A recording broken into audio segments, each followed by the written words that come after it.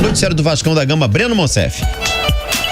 Vamos lá então, Zé, pra gente falar sobre os reforços que o Vasco tem certos nesse momento, nesse finzinho de janela, né? O mais, digamos, célebre, e aí tá uma pequena novela já, é o do Rojas, zagueiro argentino, zagueiro paraguaio, né? Que joga na Argentina, o Robert Rojas, ele que é jogador do River Plate. O Vasco acertou já a contratação dele, desde ontem a gente vem falando isso aqui na Transamérica, já com o River Plate, o jogador quer vir pro Brasil, é uma oportunidade pra ele, pro Rojas, defender o Vasco no Campeonato Brasileiro e num clube da 777, um clube que tem um potencial de levar o jogador para a Europa, né? O perfil que interessou ao Rojas foi esse também. Só que qual é o problema? Questões burocráticas e de legislação na Argentina. Ontem tá no Papo 2, eu expliquei, vale citar um pouquinho mais, porque a gente tem algumas novidades para expandir a informação, mas ontem eu expliquei sobre isso, que o dólar na Argentina, ele tem o câmbio oficial, mas muitos câmbios paralelos, né? Devido à situação econômica ruim que a Argentina vive já há um bom tempo. E até isso está impedindo um pouco. Só que o Vasco tem que correr atrás, né? Então tem representante na Argentina para que o Vasco consiga resolver essa situação e até amanhã consiga regularizar o Rojas, já que amanhã é o limite para transferências. E aí o caso do Diego Costa não entra nesse ponto, já que o Diego Costa está sem clube, está livre no mercado. Então, a dificuldade que o Vasco tem é de fechar, de fato, com o jogador. Ele que na última temporada defendeu o Wolverhampton na Premier League, na Inglaterra, e antes já tinha jogado pelo Galo, né? E até essa negativa que há de certa parte da torcida, pelo que a gente vê nas redes sociais, foi pela imagem que ele deixou no Galo, né? Machucado, não teve sequência. Então isso também está afastando um pouco da opinião de alguns torcedores. Eu digo, não dá para falar de lado A, lado B, mas pelo que a gente vê na internet, no Twitter, no Instagram e tal. Mas o Diego Costa, ele deixou uma imagem pela atuação que ele teve, pela sequência ou pela não sequência que ele teve no Galo. Salário, R$1 milhão. Eu expliquei isso ontem no Papo 2, alguns valores surgiram, né? Algumas informações aqui, outras ali. Qual foi a confusão, pelo que eu apurei e pelo que eu vi nos conflitos de informação?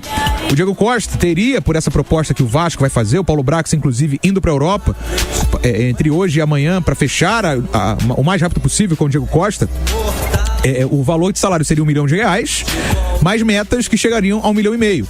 Então a gente teria número de cartões recebidos ou não recebidos, cartões amarelos, vermelhos, gols, minutos em campo, número de jogos, etc, num contrato aí de pelo menos 2 anos, seria oferecido para ele nesse momento. E o sinal verde da Europa veio.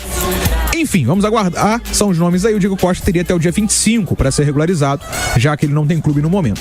São as informações do Vascão, a gente monitorando e, é claro, acompanhando as novidades, pensando no jogo de domingo. O Vasco também tentando liberar São Januário, né? Tem ainda o TJ para liberar pro jogo de domingo contra o Grêmio em São Januário, meu parceiro Bruno Azevedo. E ainda tem essa situação do estádio, né? Que a torcida não pode comparecer. E o noticiário do Vasco tá meio vazio não por conta do Breno, porque tá vazio mesmo, né?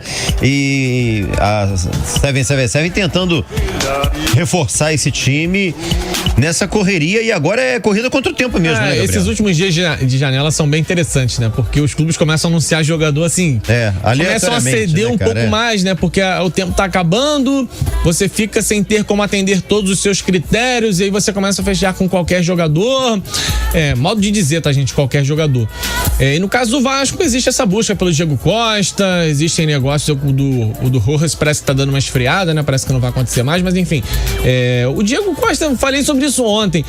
Assim, eu estaria sendo um completo lunático se eu dissesse que o Diego Costa não caberia bem no Vasco. Um artilheiro de mão cheia, um centroavante que no seu melhor momento da carreira foi um dos principais do mundo, um dos principais goleadores do mundo, e que poderia ajudar bastante o Vasco da Gama. Só que o momento da carreira e o quanto ele custa são situações que me dão uma trava assim, na empolgação. E pegando o recorte recente no Wolverhampton, foram um pouco mais de 20 jogos, 1 gol marcado.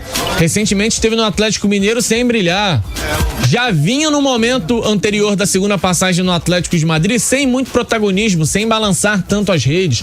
Me parece aquele cara claramente em final de carreira que já convive com problemas físicos, mas beleza, o Vasco tem um projeto de curto prazo, que é escapar do rebaixamento. Esse projeto é até até novembro. Então, de repente, vale a pena apostar assim num cara como o Diego Costa, que sabe o caminho das redes. De repente, um time um pouquinho mais organizado, um pouco mais criativo, vai colocar algumas bolas interessantes pro Diego Costa, ele vai ajudar com vitórias importantes. Eu acho que vale a aposta, custa muito caro, mas né, nesse momento o Vasco tá desesperado e aí a 777 vai liberar o dinheiro fatalmente para pagar um salário para um cara desse porte. Bom, o Diogo Tavares, acho que com esses reforços vai mudar sim a cara do Vasco. Tomara, o Diogo, né? A gente torce muito para que isso aconteça. Vamos lá, rapaz. Olha aqui o Rogério Monteiro. Azevedo do Vasco tá brabo mesmo. O Pedro Raul não fazia gol, saiu do Vasco na estreia e meteu um golaço de voleio. Foi o segundo jogo, na verdade, dele, meteu um golaço de voleio. O Elias Carvalho. Azevedo comenta o gol do Raul, né? Deixa lá, sucesso pra ele lá no México, né, cara? Agora o Diego Costa, a gente tem aqui o Highlander. Desculpa, segundo jogo do Pedro Raul, primeiro gol. Primeiro gol, né? O Highlander. O que o Diego Costa vai passar raiva com esse time não faz a bola chegar na frente, não tá escrito. Vamos aguardar, né, cara? Cabe agora ao Ramon Dias modificar esse panorama e com os reforços que vem chegando, ele aumentando um pouco aí o leque de opções, né, Gabriel? Contra o Atlético Paranaense já foi uma equipe criativa. Contra o Corinthians me decepcionou, acho que a produção caiu de novo. Mas é um time com mais recursos. Pô, hoje o time tem meias, por exemplo. Gabriel, mas eu não gostei do Paulinho, não gostei do Praxedes. Aí o problema é de quem não gostou. Eu também não gostei tanto da atuação, mas são jogadores da função. Podem ajudar a corrigir essa defasagem na parte ofensiva. Mas agora vamos falar do Vasco da Gama, porque tem duas informações importantes. Uma é, domingo, o jogo contra o Grêmio vai ser em São Januário. Aí você me pergunta, mas não ia jogar em São Januário? Não tá na tabela já? Tava. E está na tabela. Só qual é o problema? O Vasco queria fazer cumprir e quer fazer cumprir a decisão do STJD que permite público. Lembrando que o Vasco ainda está punido por conta dos atos criminosos que a gente viu no jogo contra o Goiás, né? Aquilo é crime, você ameaçou a integridade física de outras pessoas, está havendo investigação policial e houve uma decisão do Tribunal de Justiça, a pedido do Ministério Público para que São Januário fosse interditado. Além disso, também tivemos uma decisão desportiva do STJD, são duas, instâncias diferentes, né? O Tribunal Desportivo não faz parte do sistema jurídico. Mas, são duas decisões. Em uma, o Vasco conseguiu um veto parcial, ou seja, pode ter mulheres, crianças e deficientes físicos no domingo, só que a justiça não permite. Então, a tentativa do Vasco é, até no máximo, amanhã ou quinta-feira, conseguir derrubar a decisão judicial para poder comercializar ingressos, né? Até pelo Estatuto do Torcedor, 72 horas no máximo. 48 às vezes, em alguns casos, mas 72 horas é o que tá na legislação desportiva. É isso. Entrou o sinal diretamente da Argentina já, cara. Calma, derruba essa torcida aí da Argentina. Então, só pra gente fechar, então o Vasco tá tentando, tá? Pra quem... Eu até falei isso ao longo da semana, que o Vasco teria esse público, mas é claro, dependendo de derrubar o veto da justiça. O Vasco está tentando. Isso foi noticiado pelo próprio Vasco em nota oficial, recebi hoje à tarde. Mas, se não conseguir derrubar, o jogo vai ser em São Januário sem público, né? Pra cumprir a decisão judicial mesmo com a liberação desportiva. Uma outra informação que veio dos colegas da ESPN da Argentina é que o Rojas não vem mais. O Rojas... tá vendo? A torcida tá chegando aí já.